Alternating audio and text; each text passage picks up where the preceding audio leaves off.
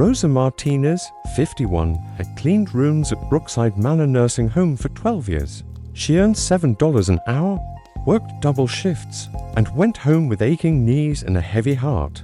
Knowing what she saw in those rooms, she saw abuse that no one wanted to acknowledge. Residents left in soiled bedding for hours, medications given at the wrong times, families who came less frequently because the facility discouraged visits. Rosa had reported concerns to her supervisor. She was told to focus on her job. She'd mentioned issues to administration. She was told not to interfere with clinical decisions. She'd asked union representatives for help. They told her not to risk her job. Then she met Harold Chen, 76, a resident who trusted her in a way he didn't trust anyone else. Harold had arrived at Brookside after a stroke, still capable of thinking clearly, but trapped in a body. That barely worked. The doctors said he would recover. The facility treated him like he was already gone. Rosa would find him sitting in the same chair for 12 hours, unattended, while staff completed paperwork in the break room. One afternoon, Rosa sat beside Harold and asked a simple question. "What do you want to happen here?" Harold looked at her for a long moment, then answered, "I want someone to care that I'm still here." That conversation changed everything. Rosa began documenting, not for official channels that would ignore her, but for evidence that could eventually matter. She took photos of residents' conditions when she knew documentation would otherwise be denied. She befriended other housekeeping staff, younger workers who hadn't yet learned resignation, and together they began collecting information. Harold became a quiet strategic partner. From his wheelchair, he observed staff interactions, medication errors, and financial irregularities that even Rosa wouldn't have noticed. He provided names, dates, and specific incidents, but they knew documentation alone wouldn't work. The facility had already proven it could dismiss evidence. What they needed was solidarity, a movement they couldn't suppress. Rosa approached other residents, people like Harold who still had their minds intact even if their bodies didn't. She offered them a choice. Do you want things to stay as they are, or do you want to try to change this place? 14 residents said yes, and together, they organized the first strike that Brookside Manor had ever seen.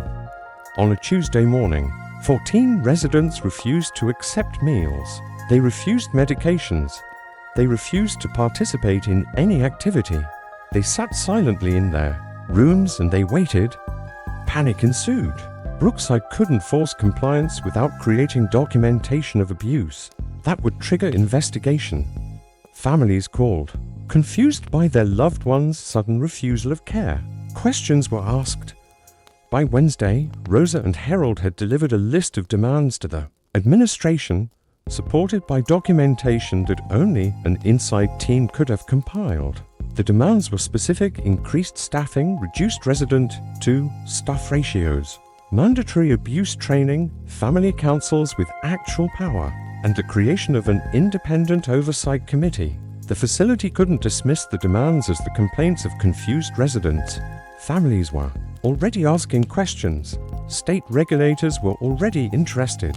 And Rosa, working within the system, had connected the story to local journalists before the facility even realized the strike was organized. Within a week, Brookside agreed to every demand. Within 3 months, they had hired additional staff and restructured their entire approach to resident autonomy. Rosa didn't get a promotion. She wasn't even praised publicly, but she stayed in her position, watching as the facility transformed around her, year by year, into something that actually respected the people living there. Harold recovered enough to move to an assisted living facility, but before he left, he told Rosa, "You did more than save me. You saved everyone who comes after me. That's the kind of legacy that lasts." Rosa framed the quote and hung it above her sink at home. She never made more than $12 an hour. But she changed a system from within, using only persistence, documentation, and the power of collective refusal. Other housekeeping staff at other facilities began hearing the story. A quiet movement started.